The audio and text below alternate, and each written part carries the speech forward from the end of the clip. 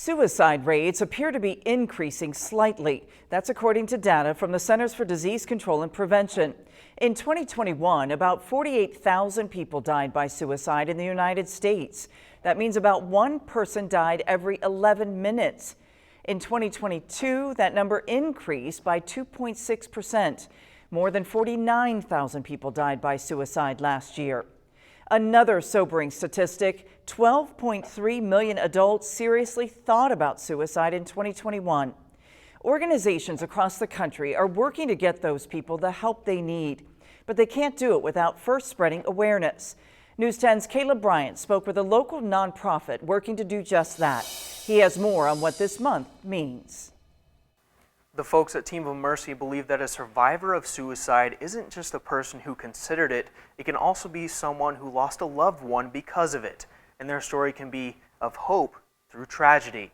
I was married for 35 years and we had 3 children, and my husband took his life 8 years ago. Lynn Adams is just one of the millions around the country who has lost a loved one to suicide. I think basically you're sort of numb for the first year. I mean, a lot of sadness, of course, but I think just numbness.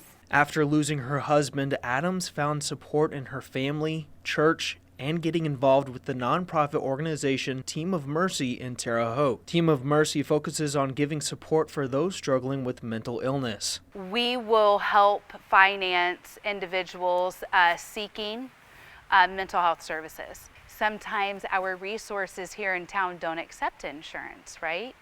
So then what is going to go to the wayside? Someone's mental health. Christina Christ is the executive director for the Team of Mercy and another survivor of suicide. She lost her daughter almost 10 years ago. Christ says not only is financial help available, but also hands-on crisis training and communication to lower the suicide death toll. Teaching signs and symptoms, opening up that line of communication, breaking that stigma of starting to talk about mental health, starting to talk about suicide.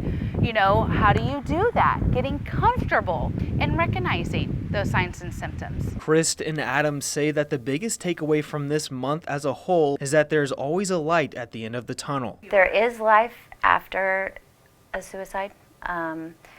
It's not fun, it's not easy, but you can do it. Team of Mercy has a big weekend ahead for Suicide Awareness Month. On Saturday, you can stand against suicide at the IHOP in Terre Haute. Then on Sunday, there will be a candlelight vigil at City Hall. And as always, you can reach the suicide hotline at 988. Reporting in the newsroom, Caleb Bryant, News 10.